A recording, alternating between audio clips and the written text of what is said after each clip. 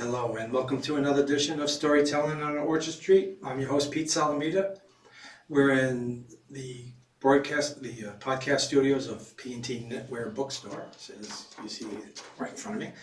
It's 180 Orchard Street, Lower East Side. It's a great bookstore. They got great books to look at and purchase, I hope, for you. And a cafe and all kinds of great special events. You can check out their calendar. Today, my guest is Jacob R. Moses. He's a poet and spoken word artist from Staten Island, New York. He is the author of the full-length poetry book Grimoire, published in iiPublishing 2021. He recently completed his master's in English and creative writing with a concentration in poetry at New Hampshire University. Other projects in the works include a new full-length book and is the subject of a documentary about poetry that he's worked on with fellow poet Doug Cala and musician Lou Alzamora. Did I say those right? Yes. Okay. And did I pronounce your book right? Grimoire. Grimoire. Did I say that? I always said that. Yeah. Also, it's Southern New Hampshire University. Oh, did I say? Oh, I think you in left New out the Hampshire. southern part. Oh, okay. All right. Well, you fixed it. Yeah, just wanted to make sure. I should have ran the copy by you. You're good. You're good. Good. It's also pronounced iiPublishing. Okay. It's not exactly the easiest thing, but. And this is the book we're talking about. Why don't you hold your copy up? Oh, yeah, absolutely. We'll have it in stereo. Here we Yeah. go. It's a beautiful book. So we have a lot to talk about. Obviously, that's one of the things. I just have to comment, I have a lot of questions about the book because it's a fascinating book. It's beautifully done. It's great design. It's fantastic, the writing and the concept. You mentioned to me that your mother's from Long Island and your father's from Johannesburg, South Africa. Is that correct? That is correct, yes. Okay. And where are they? Where are your folks now? My father is now in Linden Hill Cemetery, unfortunately. Oh, sorry to hear that. Is that a recent thing? Or? And that was 10.5 years ago. Okay. But he's definitely got a dedication in the anthology, in the book. Right. So my mother is alive and well, thankfully. Nice. And we're living in Staten Island. I have my mother, I have my son. Right. Your son's like, I think you're 20 years old. 20. My son's the same age. Wonderful. Yeah, we have something in common. Yes. And your son's, I think I read somewhere that he's also artistic or? Yes, he is very artistic. He does a lot of illustrations. A lot of them have been of black female beauty. Okay.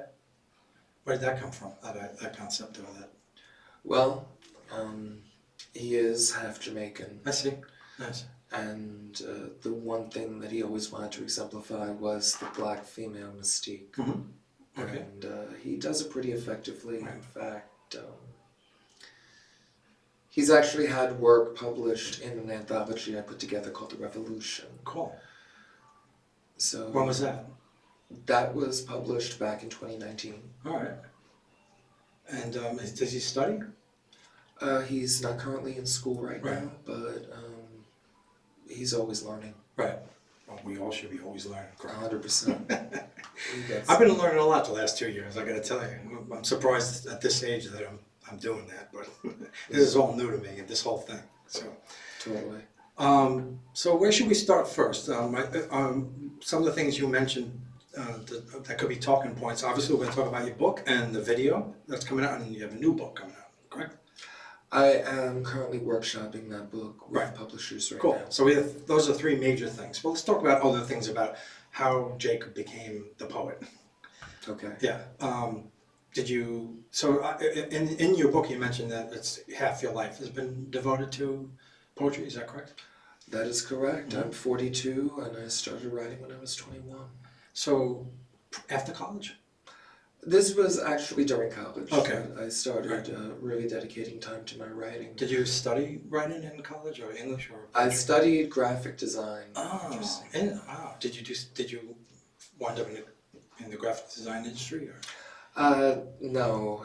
I wound up freelancing quite a bit. Right. And all I know is that with technology, you never know exactly when technology is going to become obsolete. Right. And all I know is that I graduated, thinking that I'm going to become a web designer, and now here everybody is using HTML on their MySpace pages, and I'm like, dag nabbit. Yeah, my wife's a graphic designer, and things have changed quite a bit. So, well, she's been doing it 39 years or something like that. God bless her. It's funny because I don't know if maybe you're old enough to know this, but she started before the age of the computer. Nobody had computers. Yeah. Right. Yeah. So in order to do graphic design, magazine, whatever, or, an ad, or whatever, you'd have to actually take sheets of fonts and take the letters one at a time and put them on a board, on a draft board. Yes, I remember having to actually learn how to do that, Right. like having to take a font and learn how to use mechanical tools. Right, In order to, it's crazy. I mean, the ellipses and whatnot. Right. I remember having to use those. I remember having to use a T-square and a pentagraph Sure. pen. Yeah. Yeah. So you studied design, and you did it freelance. Were there any other careers, or did that, like, how far did that take you? And when did you take poetry more serious? Well, I didn't last in graphic design that long. Okay. I did wind up going into the mental health field. Right. And Did you have to go back to school for that? I actually didn't. I was able to get this job simply by virtue of the fact that I have a mental health diagnosis. I was a peer worker. Oh, I see. Okay. And, well, they have more standards for it now, but Right. I like to think I was pretty good at my job. Right. Wound up leaving that, and I did pursue How long did you do that for? I did it for about 5 years. Was that difficult? It could be. It was located in a psychiatric institution. Wow. Right. That's a tough place to go to work every day. Yeah, I basically had to have the patience of a saint in some respects, Yeah, and I I was bet. with my coworkers. Right. How did that affect your own? Because you said going in, you had your own issues. Yeah. Did it make it more difficult for you personally, or did it shed light on your own situation in some ways? I think that if anything, empathy was really my superpower in that job. Right. I think clients in Which the is what's hospital, needed. they need empathy, and Right. they related to my story. Right. They related to some of the struggles that I was open about with them.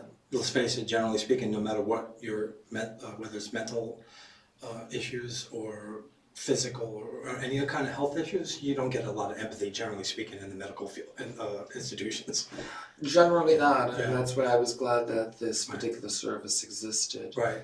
After I left that job, I decided to pursue a credential in art therapy. Okay. I went to the new school, studied creative arts therapy. That was a very hard thing to break into, especially since I would have needed my master's in order to become an art therapist. Right. Later, I wound up forming a press that lasted for a little over 2 years, and got a job at a group home in Borough Park. Okay. Like what age group? Like old seniors? You told me, or? Not seniors, just men who have mental health diagnoses. Right. So you went through that in two different ways. You went through it as a peer counselor and as an art therapist. That's pretty intense. Yeah, and in addition to that... Did you see a correlation of any kind, or like between the two different ways of aiding people in that situation? It's interesting because I felt like I faced a little bit more stigma when I was studying for the art therapy program. In what way? In a way that I had disclosed to somebody that I had been taking medication, and it seemed like I was treated significantly differently. Well, that's terrible. I mean... Yeah, but I'm not gonna call out anybody by name, but Right. they know who they are. Right. But it was difficult. It was really difficult. Especially considering disclosing that I have a diagnosis and then being told that I would just need to be relegated to peer work. How did it come up that you had that came out? It basically wound up coming out because I was experiencing certain facial features, like certain twitches in my eyes, because I was withdrawing from one of my medications. But isn't that kind of none of their business? In many ways, yes. Right. But I had willingly disclosed that. Little did I know I would experience I that see. level of stigma. Right. I guess you couldn't have just said, I have a health issue that's being taken care of, and it's a side effect. Right. Right. Frankly, I just felt that I was just glad to be out of there. Right. Right. I got my credential, I never looked back. Right. So how long ago is this? This was back in 2015 when I got that credential. Okay. So is that why you decided to go for your master's? I decided to go for my master's. I had 2 jobs. I had the one at the group home where I was working as a respite counselor. Mm-hmm. So basically, I was working with people in the group home who were staying there temporarily just to kind of get away from their situation. Right. After that, I wound up working for CUNY. Okay.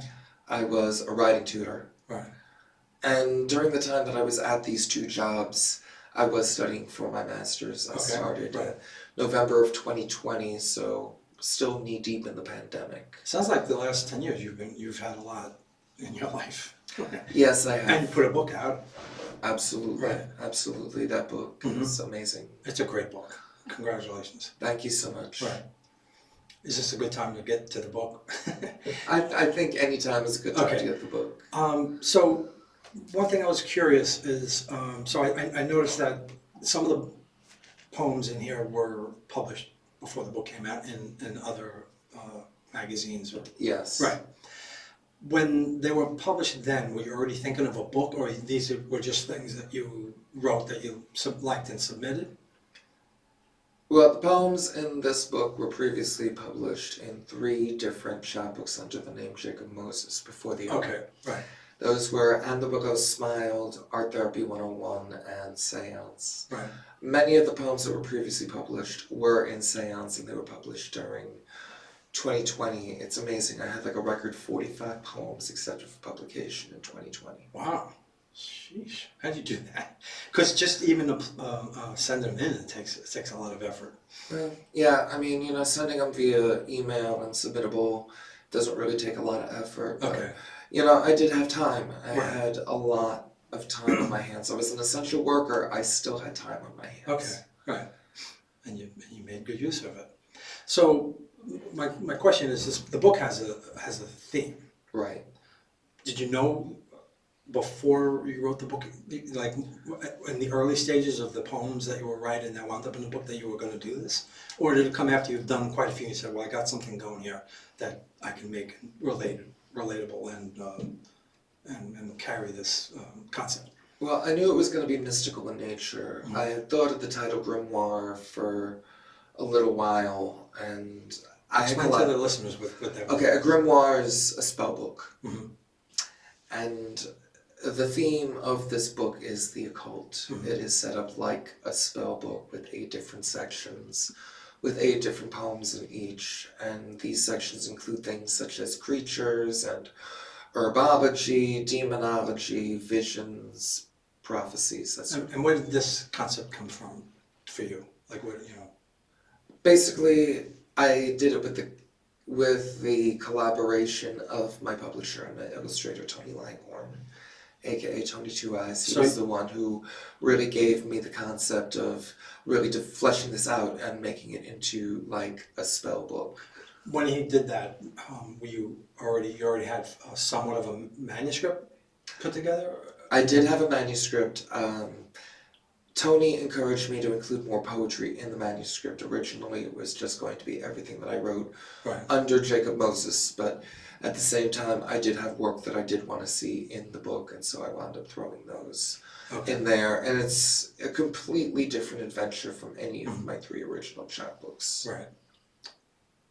Why don't you read from while we're talking about the book, give the listeners, the viewers. Okay. It's a good place to insert a poem. Okay, I'm going to do this randomly because I am, like, wizardly in that respect. I want you to give me a letter from A to H. You want me to pick a letter? Yes. Okay, let's say F. F. Okay. Let's see. Okay, that is the visions section.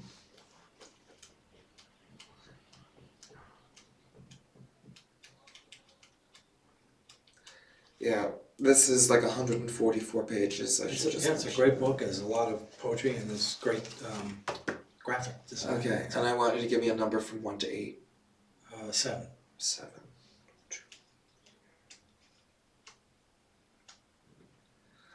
Oh, this is a good one. What page are you on? Let's see. I want to read it. This is page 88. Okay. All right, I'm with you. Now, this poem is called Landmark of Light. I wrote this 20 years after 9/11. By the way, that's one of the features of the design that I really like. I mean, I don't think the listeners can see, but every page has really nice graphics. But the titles are on the bottom. Yeah, the titles are towards the end of the poem. I don't know if I've seen that before. Not that I'm that well read, but. Well, Tony is a very outside-the-box thinker. Yeah. I mean, with his book, he has black pages with white lettering on it. Huh. That's called Her. Okay. All right. But I'm going to read this poem here called Landmark of Light, written 20 years after 9/11. Upon a boat, one can survey the merging of memories projected upon the backdrop of a skyline marred by fear. One can spot the wall opening up as it separates into a gateway for the healing of broken hearts. Knowing it's been 2 decades since we kept remembering where we were that day when Lower Manhattan became a metropolis of ghosts. Knowing that it's been 2 decades since we remembered in spite of our collective trauma beckoning us to forget. Knowing that it's been 2 decades since the monumental loss of a monument, sensations of sirens and stenches of sorrow under the sunset no longer feel like such distant memories. This landmark is a reminder of how the spirit realm formed a vortex in which our souls connected within the phantom platoon commemorated every September. Positioned at the helm, illuminated by 2 luminescent monoliths in place of stone, standing stoically as the heartbreak of a nation fixates upon a landmark of light. Wow, that's incredible. That's something that should be in the canon of collective works for 9/11. That's really great. I do believe I submitted it for the 9/11 wall, actually. Okay. Didn't make it, I guess. Well, I don't know if it made it, but either which way, I thought it was a very heartfelt poem. And I did want 9/11 to be, the 9/11 memorial to be, kept abreast of that. Right. So the book came together fairly fast because you already had a body of work, and you just really needed to put it together in the way that it is here. Yeah, this was my first shot at trying to submit something without self-publishing. Right. And I was really grateful that Tony saw the merit in my work. Right. Incredibly grateful. Mm-hmm.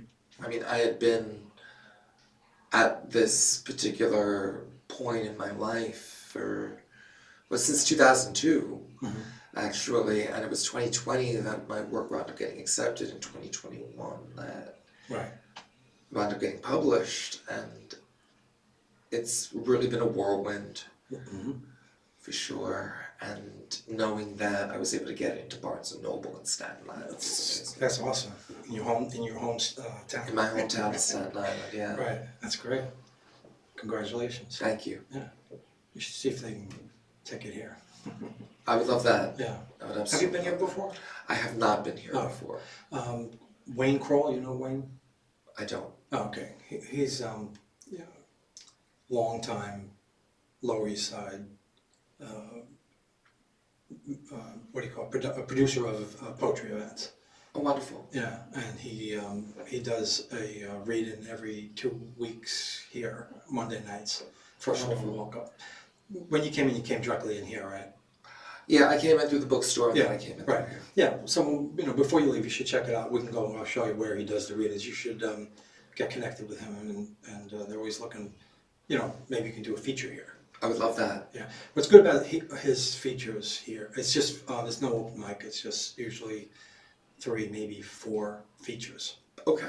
And it's nice because there's no distractions, there's no bar, it's no people drinking. So Absolutely. Yeah. Absolutely. Yeah. So maybe I can help you make a connection that way. I would love that. I would absolutely love that. Because what happened for me is, I'm not like you, I didn't do this my whole life. It's kind of like a late in life thing. And and I was writing, and people were saying, "Oh, you should put a book out," and I did. I had a friend help me, and then I said I should go out and read, and then a friend of mine was reading here, and I said, "Why don't you come and I'll introduce you to Wayne?" And Wayne, that was when he just started the book. This is a new bookstore. It started in May of 22. Okay. So I got in, and when I came here, I was like, "Oh, there's a podcast studio, and it's free."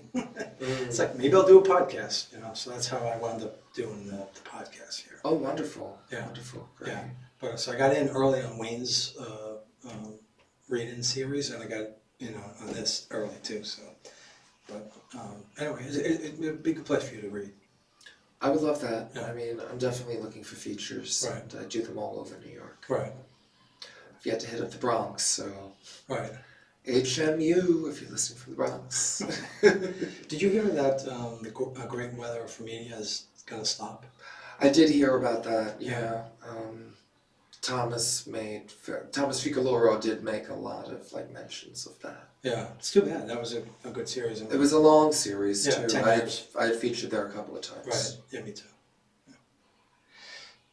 Okay. So, what else you want to discuss in the book? Maybe tell me about wizardry, Okay. because it is mentioned in the book. Wizardry is mentioned in the book. It is individual. I have a very strong connection to Judaism and Kabbalah, but I wound up kind of delving into the occult also. Okay. Deciding to learn different things about myself. I mean, I've always been interested in mysticism. I am a tarot card reader. I am a Reiki master. Okay. And then I started keeping a book of shadows and started noticing all these synchronicities around me. What's a book of shadows? A book of shadows is basically like a grimoire or a spell book. Mm-hmm. I basically use it as a journal. Okay. And there'll be plenty of times where I'll write down different spiritual things that I've learned, different synchronicities that I've noticed, stuff related to numerology, Taoism. Right. It's very deep. Yeah, Your it's book a is little very everything. deep. Thank There's you. so many, there's so much there. So many different, so many different things pulled together. Thank you. So is that how you write your poetry? Like you get these ideas, and then you form a poem from it, or? Plenty of times, I mean, I'll have an idea for a poem, I'll have an idea for the cadence, I just won't always have the words. Mm-hmm. Okay. But when the words come, it's amazing. Right. And how, it seems like we could probably pick one of your poems and spend a lot of time analyzing it, talking about it, right? Right. So are you putting a lot of time into each one? That sounds like a dumb question, because I'm just sort of more of an improv type writer. And normally I am too. I mean, it's only until recently, having been a graduate student that I learned Right. the value of editing. Okay, right. So you go back to your work and you add to it or you edit it. Yeah, absolutely. Right. Absolutely. And did you have to do that for the pieces already written for the book? Did you? Honestly, no. They were already fleshed out. In many cases, they were already fleshed out. Yeah. This was during a time where I had just started in grad school, so I didn't really have a concept of what I really needed to just edit out of my work. Right. But now I do, thankfully. So you finished grad school was a few weeks ago, a month ago, or something? I finished December 1st. Yeah, was my graduation. Right. Well, we're recording this on the 30th of December. It's not going to go up. It'll probably go up next week. I still take pleasure in the fact that I'm the last person this year to do an interview. Oh, okay. Yeah. We're ending on This current year. Ending on a high note. Yes. So you're exhaling, I'm sure, from all the hard work you put into grad school. What's your next step with the degree? I'm looking to get into academia or proofreading or editing or anything along those lines. And without a doubt, I'd love to be able to further my poetry significantly. Right. I feel like with the masters, it's interesting because with the masters, a lot of people have told me that I didn't need one, but I felt like it would just be something that would be fulfilling because I felt like, yes, I have built a reputation as a poet, but I feel like I need to have something to show for it. Right. I feel like there's so many other ways in which I can grow as a poet, and Well, I did. Right. Well, quite frankly, you're only 42, so you have, think of this as the next stage for your life. You're building something that hopefully will bring you in places you might not have been able to go, career-wise. Yeah, well, they say 42 is the answer to life, the universe, and everything, but I'm wondering what the question really is. Okay. Well, maybe we'll come up with that during the show. So. Yes.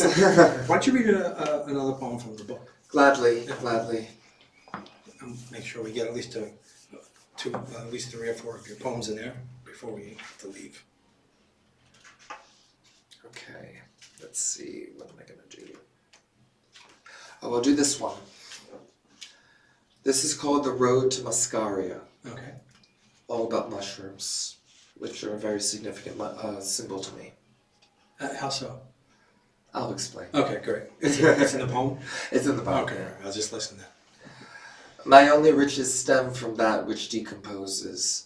Mushrooms are markers, monoliths of the morbid, derived from the bowels of the social food chain. Bury my past. I will emerge as my redness expands above my shoulders. My waist weighs within this waist. One kiss exposes you to possibilities of color expanded beyond 10 dozen cylinders of wax wrapped in paper, sheathed in cardboard. Forgive my past. Taste my present. Ponder our future. The overlooked need more attention, and I am no exception. I refuse to let my beauty remain neglected. All right. Awesome. So, mushrooms, explain. But basically, mushrooms emerge from bowels, just from that which decomposes. Right. And I feel like in a lot of ways I've had to pull myself out of that. Right. Is this connected to, you mentioned even in the book, and you've been honest about it, but your struggles with depression? Yes, Right. it does deal with my struggles with depression. I was actually in art therapy when I wrote that poem originally. Right. How long was that a big issue in your life? My entire life, basically. Okay. Yeah, I've always had issues with depression. I mean, technically my diagnosis is bipolar disorder and PTSD. Well, the PTSD, do you mind if I ask I have no problem with that. Yeah. I have no problem with that. where it came from? The PTSD mainly came from watching my father have a stroke at the dinner table. Wow. And how old were you? I was just turning 32. Right. It was were you living with you? Yeah, I'm currently living with my mother, but Right. I was living with both my parents at Right. the time. Right. That's intense. I've never seen somebody die like that. It must have been really difficult. It was Did he die difficult. right away, or He was did hospitalized? not. Yeah. He did not. Right. And the crazy part about it is when we decided that it was that time, Dad hung out for 6 days Right. before he finally gave up the ghost. Right. They say that sometimes if you catch it right away, they can help somebody who had a stroke. I guess that wasn't the case. Well, the thing is with my dad originally had a stroke at 20. Oh, wow. And That's young for a stroke. yeah, and later on in life he developed MS. Oh. So he had a lot going against him. He did. What did he do? He was a research chemist Okay. with Hoffman LaRoche. Mhm. He was one of the people who did research on the AIDS drug, Wow. which eventually became AZT. Huh. That's pretty important work. Absolutely. Definitely a proud moment in our family. Yeah. And how about your mother?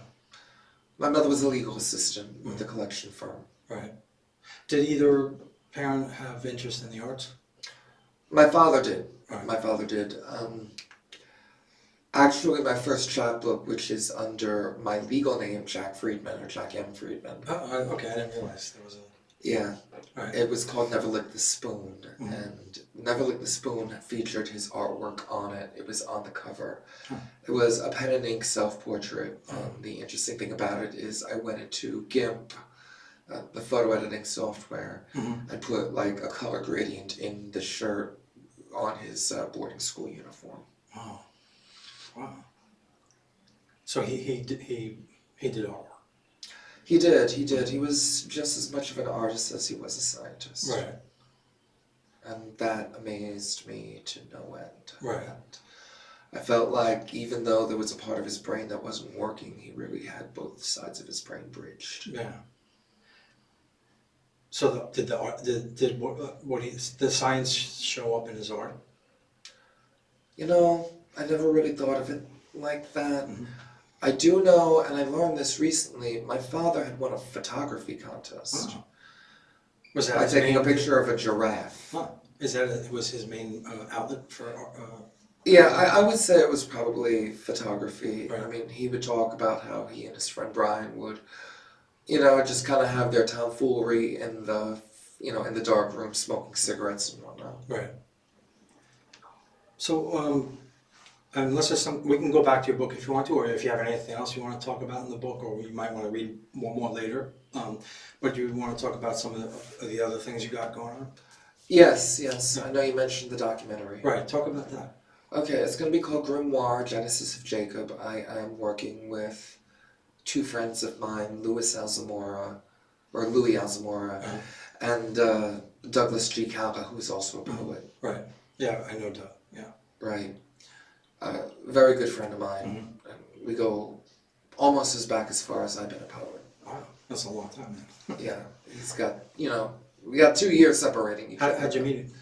We met at an open mic at the Muddy Cup Okay. in Staten Island. Alright. And that was like our big artistic headquarters back in that day in Okay. Staten Island. Is there a place that you like reading there now? Was Staten Island, or is there a movement in poetry scene at all? Well, I don't know whether I would call it a movement, but Right. there is definitely a scene there. Right. Richmond Hood Company is a big one where people read. It's actually owned by one of the members of the Wu-Tang Clan. Really? Wow. Interesting. And there's also It's a- the Everything Goes Book Cafe. Sorry. The first one you mentioned that was owned by the Wu-Tang Clan. What is a bar? Or? It's actually an apparel store. It's a shoe store. Oh. So they sell sneakers. They sell like a lot of different types of apparel that are related to Staten Island. They also Wow. tend to give space to independent, you know, fashion. Right. And how did they wind up doing poetry there? You know, I'm not exactly sure, but, Okay. you know, it's just like the communities on Staten Island are very interwoven. So, you know, somebody in the hip-hop community, they'll know somebody in the poetry community, Okay. they'll know somebody in the music community. Right. You know, in Staten Island, it's like the cultural elements of our creative community are very intertwined. Is that It's like you because- may not know a person, but you'll know the name. Is that because it's smaller? It is smaller. I Right. mean, well, it's more dense, I would say. More dense in what way? Like population-wise. Uh-huh.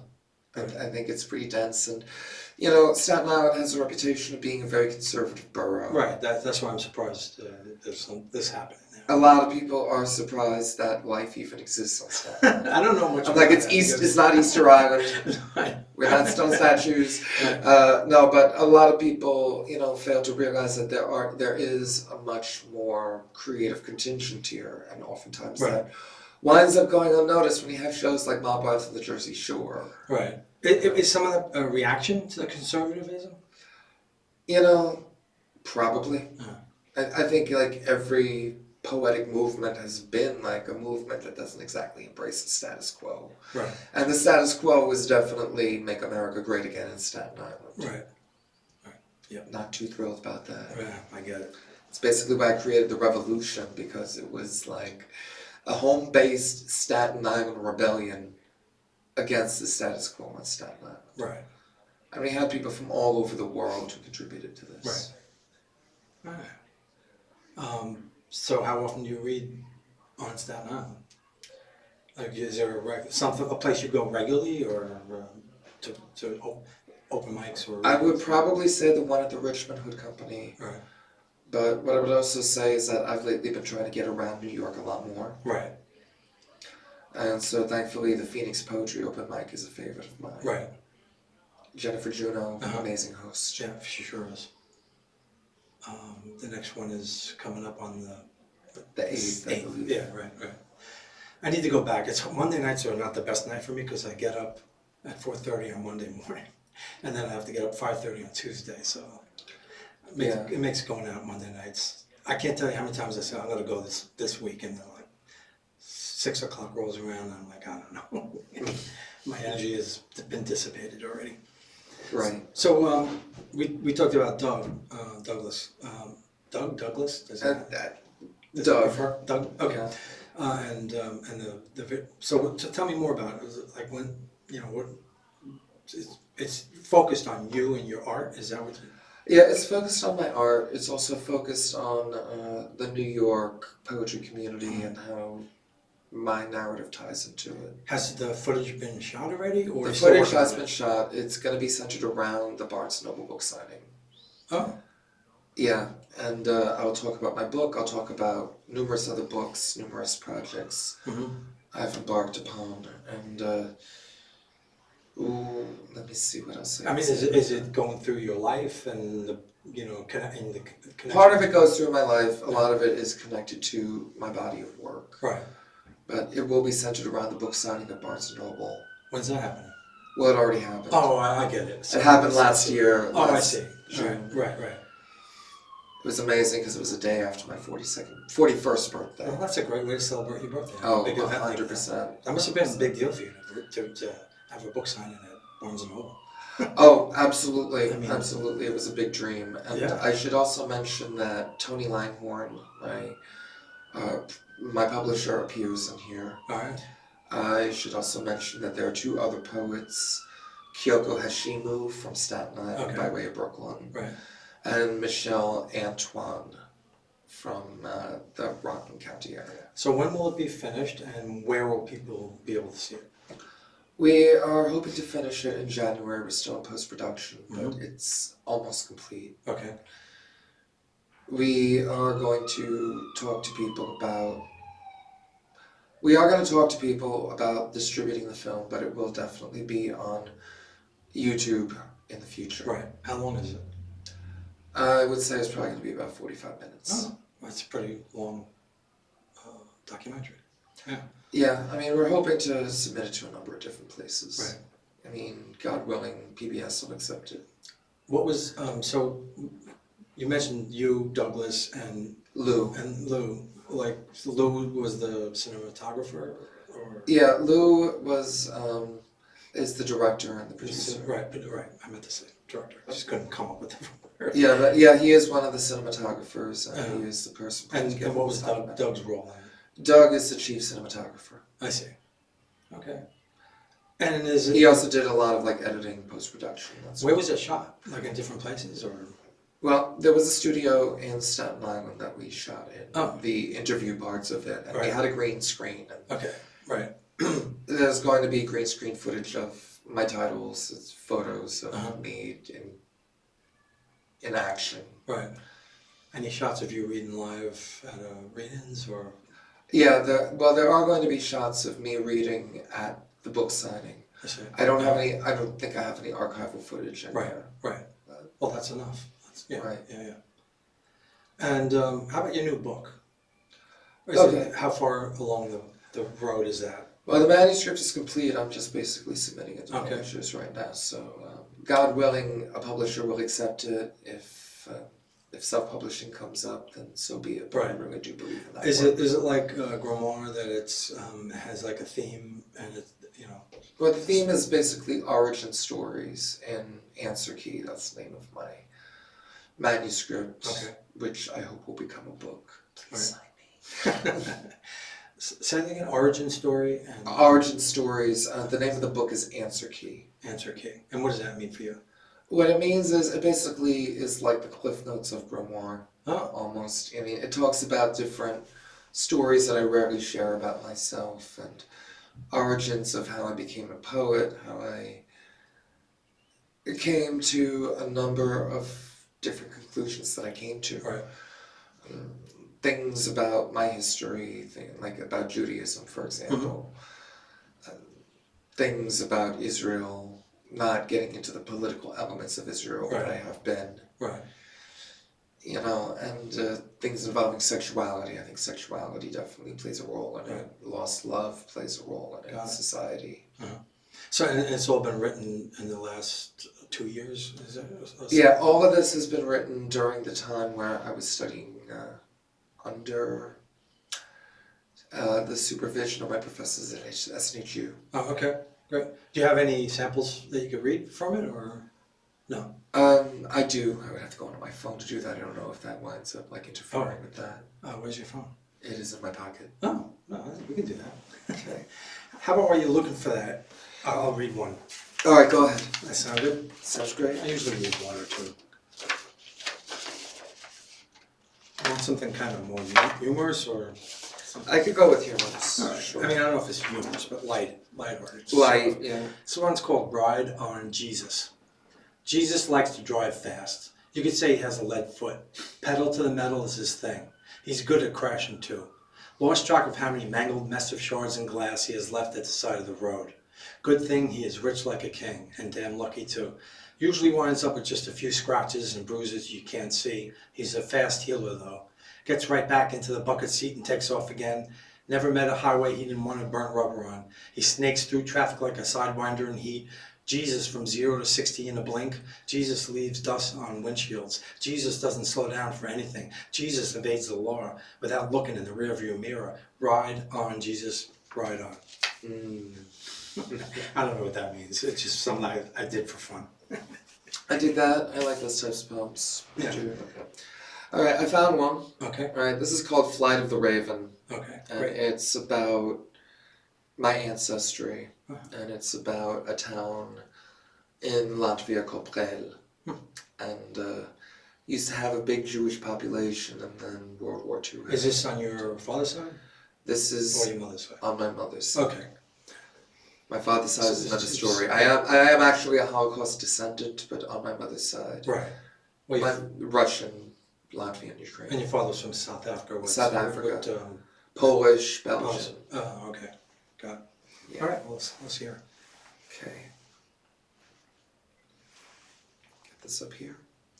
Young Raven watched the carnage, hospitality, numb and void, once a Jewish sanctuary, devolved Latvian pit of doom, watched their population's slaughter soaring, led only by her keen third eye, journey of a kindred sage resonated throughout the time-space continuum. Obsidian feathers in a crimson world, gold fields surrounded her talons, coat of arms denoting Prel. Hurt her heart, watched bodies drop. She called upon her ancestors 1 century prior in Baltimore. One elder raven bestowed warning upon a poet mourning his soulmate. Young Raven processed pain, retained, accepted her role as a spectator, saw through injustice and false logic, yet was still an eyewitness of true love. Nice. Birds. I've noticed there's at least a few in Grimoire, and now this raven. Yeah, I definitely relate to birds a lot, Right. for sure. How come? The freedom, Uh-huh. the air. I've just, I have parakeets also. Oh. My spirit animal, or so I have come to believe, is a falcon. All right. But I love owls, I love crows, ravens, hawks. I've just always related to birds. I'm also a Gemini, which is an air sign, so, birds, what are birds but, wonderful creatures of the air. Mm-hmm. Is this, it's like is this a freedom for you to get out of yourself? I think freedom is definitely key, Yeah. yes. Right. For sure. So I was just thinking, it seems like you've just kind of wrapped up a few things. I mean, this book is not that old, and Grimoire's not, Right. You just, you did a documentary, you graduated, and now so you're kind of in this transition phase, and now next year, 2024, you have things that are gonna happen, things you have to make happen. So it's a big transition period for you, no? 100% it is. Right. Because the movie's done, but it's the film.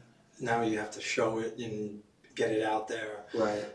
You got a book written, you have to get it out there. Right. And you graduated, but now you have to get yourself out there to start another career. Absolutely. How do you feel about all that? It seems like a lot to do at once. It is, and you know, the one thing I'm looking forward to in 2024 is that I have all the working parts put together. Mhm. Now I just gotta try them out. I gotta try out the entire machine. Right.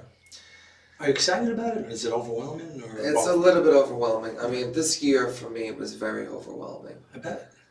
but So I in got a good through way. in a good way, yeah. The manuscript, not the manuscript. The diploma was definitely a big one. And Right. It's a big achievement. even being able to write the manuscript was a beautiful thing too, because it originally started as a thesis project for one of my poetry classes, Right. and Wow, that's great. it was originally 20 poems, and now I got 40 in there. Nice. So it's like your work at school is now born something new too, besides what career, but also your soul creating something new. Absolutely, Yeah. absolutely. I feel like the work in Answer Key is a lot more refined, Mm-hmm. a lot more deliberate. Right. And when do you hope that to be? Well, I guess you got to find a publisher. Yeah, I've already submitted it to a couple of different publishers, some of whom are good friends of mine. Right. But, you know, they have readers, and it's got to make it to her desk first. So. Is there a reason not to go with the same publisher with this, or that you went with Grimoire, or? I think that, you know, currently 2i is one of the people that I am considering. Right. Just right now, it's just urgent that I just get the book out there. How is it a departure from this book in any way, or is it similar, or like other? It's like from the writer of Grimoire comes Answer Key, basically. Right. You know, So there's a connection, but is the poetry different? it is different. Right. It is structurally, it's a lot different. Is it more storytelling type of poetry, or? Some of it is narrative. Right. Other parts of it are just more adhering to certain tones and prompts, and some of them have to do with extinct species. God, I have a hard time saying that phrase. Well, it's not easy. Yeah. Extinct species. Yeah. Extinct species. Right. Shoot. Yeah, there's a lot of it. You have any readings coming up? Features? Features? Not currently, but I am always looking for them. Right. How do you feel about features and reading compared to, because I like to ask people this, to the writing? Like, equal for you? I think it's equal. Yeah. I mean, I think the writing part is definitely the more laborious part, for sure, but getting up on stage and just showing how much hard work I put into my writing is rewarding for me. Right. I have to admit, I love being on stage. Me too. Yeah. Me too. I mean, I was on stage a lot in my life, but I was usually, I was a drummer, so I was always kind of in the background, and I was always doing somebody else's art for the most part. See, I was kind of shy growing up, so when it came to finally getting up on stage and reading my poetry and getting such a warm reaction that I got the first time I read, it was really encouraging. That must have been. Yeah, and I decided to pursue it a little bit further. When was the first time you read? First time I read was September 12th, 2002, a year and a day after 9/11. Wow, you remember the actual date. That's pretty good. A year and a day after 9/11 is not a hard date to Wow, forget. that's true. Right. Yeah. Well, that was a big event. Did you write a lot of poetry about that? You read one great one, but I've written some poems about it, Right. just basically about the paradigm shift that kind of existed right. socially. I felt, and politically, I felt like we might have been heading towards a slippery slope before there was talk of war. Right. Because I knew there was going to be talk of war, and I'm against war of Yeah, I agree on that one. a lot of varieties. Right, and unfortunately, it's still a very prevalent thing. Sadly. Mm-hmm. But ultimately, I was inspired by politics at certain points in my repertoire. I was also inspired by erotica. I did have an erotic phase. Right. A neurotic and an erotic phase. At the same time, or so you're talking about two different. Neurotic, maybe. But I've had experimental phases where I experimented with imagery and style. Mhm. I've had periods where I was more performance oriented because I used to do slams. Right. And definitely right now, I think I've taken a much more introspective spiritual bent. That's basically been the case since I took on the pen name Jacob R. Moses. Right. When did you do that? That was back in 2019. Oh, okay. It was, the origin behind it is that Jacob Moses is my Hebrew name, Yaakov Moshe. Huh. Okay. And the R stands for Reuben, which is my father's name. Nice. Okay. So I wanted to... So it's not just a random thing. Yeah. You can't. No, I wanted to honor the ancestors. I mean, my full name is Jack Martin Friedman. Right. Well, I have to say Jacob R. Moses is a little more catchy for a poet. I would say it would be. I mean, you know, Yeah. 5 letters, initial 5 letters. It's Right. a lot more compact. I Right. love it. Yes. Yeah. Do you think your poetry changed by doing the masters? I think it has. I think that I've paid a lot more attention to the more structural details Right. of poetry. I mean, especially when it comes to writing it and just, you know, almost like, for me, it feels like one trick that I use and that I encourage other people to use is to treat the halfway point of their page on their word processor like a margin. Or almost like, you know, with the typewriter, you know, how you hear the ding. Right. It's almost as if there's like that ding in the middle of the page. So that's kind of like sometimes what I encourage people to do if they want to really just structure poetry. In what way? And keep Like, it I'm alive. not sure I follow. Like to create a margin in the middle of the page. Right. So that, you know, so that basically the text will flush over from that margin onto the next page, onto the next line. Right. Well, that wouldn't work for me because, believe it or not, I've written everything that I've written on my phone. Yeah, I've basically transitioned to the phone. Right. Definitely. I mean, 21 years old, I didn't have an iPhone back then. Well, of course not. Yeah. Right. But right. you know, I was a pen person. I was a journal person. I did type occasionally. I would type in my laptop. I'm not a pen person because I have the worst handwriting. It's like when I write with a pen, I just can't stand looking at it. Yeah, I know the feeling. Yeah. I tend to have like a big handwriting myself. Yeah. My signature really is like a John Hancock in a lot of ways. So I think we have time for one more poem if you want. Gladly. All right, I'm gonna do one that I have off the dome. Okay, that's great. I wish I had one off the dome. That's my next learning curve. Oh yeah, memorization. Yeah. Definitely.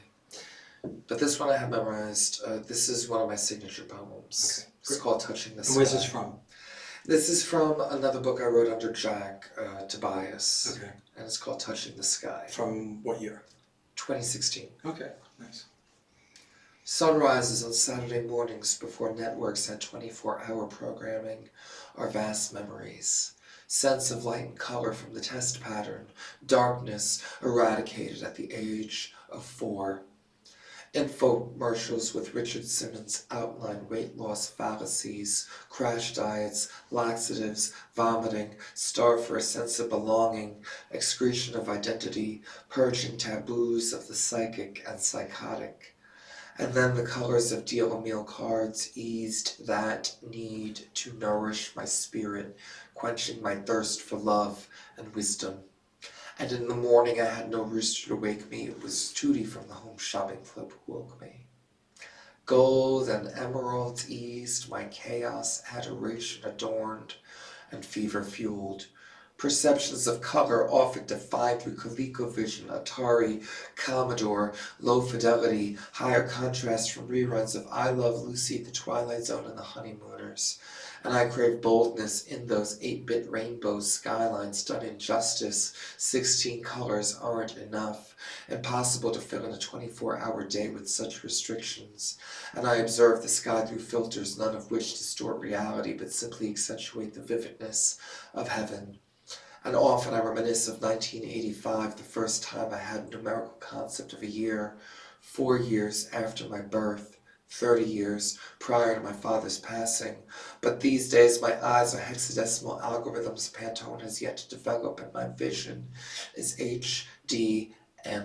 eye. Pupils are my perspective. Darkness, the onyx observation of loneliness and loss. My insatiable need to find a place within this infinite spectrum. My unfulfilled desire to belong. The wheel of fortune spins. Luck is pressed. Come on, big money, big money, big money. Big bucks, big bucks, big bucks. No whammies, no whammies, no whammies, no whammies, no whammies. Stop! Pink hearts, orange stars, yellow moons, green clovers, blue diamonds, purple horseshoes, red balloons, pots of gold, rainbows, trees, blue moons, leprechaun hats, gold coins, shooting stars, crystal balls, hourglasses, keys. These are the talisman of morning magic, ambrosia of oats and marshmallows soaked in milk. But my lucky charms are my rods and cones. They allow me to admire these radiant symbols. All my photos evolved from mud, and this new set of colors is presently paradise, my heaven, my sky, my ether. Perhaps it demonstrates the incorporation of color destined to reach out. Perhaps it's friendlier than the earth upon which I stand. Perhaps I crave that which is limitless, for skies are not ceilings. The outside world is unconfined. My aura showcases skylines. It's a great poem, and I'm really impressed because I can't memorize stuff. And is that exactly how it's written, or you? That's exactly how it's written. Really? So there's no improv in there. Not at all. Not at all. It's like a homage to the 80s. Yeah, almost. Yeah, old school TV and shows and. Yeah, basically all of my most like treasure memories of the 80s. You Nice. know, like video games and TV Right, shows. right, cool. I love it. And then it came out in 2016. 2016. What was the impetus of that happening at that point? Okay, so that book was Tobias, Mhm. and there are 6 poems in that book, each with a letter in the name Tobias. Okay. So there's Touching the Sky, which is the one I just read. Right. There's Old City of Jerusalem 2004, which was about a birthright trip I took to Israel. Oh. Beanstalk, which is about the first time I had a homosexual experience. Okay. In Memory of the Muddy Cup, which is an homage to my stomping grounds as a poet. The Muddy Cup Coffee House, rest in peace, Muddy. A is Anima, which was inspired by my psychology class, really discovering the female side of myself. Mm-hmm. And Series of Requests, which is basically talking to my phone and asking for just requests on trying to figure out who the hell I am, basically. Oh, okay. You're a very deep person.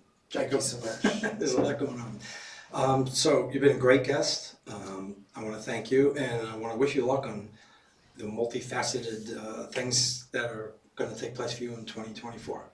Thank you so much, Pete. And good luck on finding a publisher. I hope that happens soon. How can our viewers, listeners, whatever you want to call them, find your art and your... Okay, so give my socials. Yeah. Got it. I have a website. It's poetryofjacobmoses.com. It is a WordPress site, so I try to keep that blog basically updated every so often. Cool. I am more likely to be found on my social media, which is at Jacob Ruben Moses on Instagram. That's JACOBREUBEN, like the sandwich, MOSES. Well, cool. Thank you. And that just about wraps up another edition of Storytelling on Orchard Street. I'm Pete Salamito, your host, and we had the pleasure of talking to Jacob R. Moses today. And I thank him for coming all the way from Staten Island. And I thank you all for listening. We're in the podcast studios of P&T Knitwear Bookstore, 180 Orchard Street. Thank you all, and enjoy I hope you enjoyed the show. It's the end. So, thank you so much, Jacob. Thank you. Okay.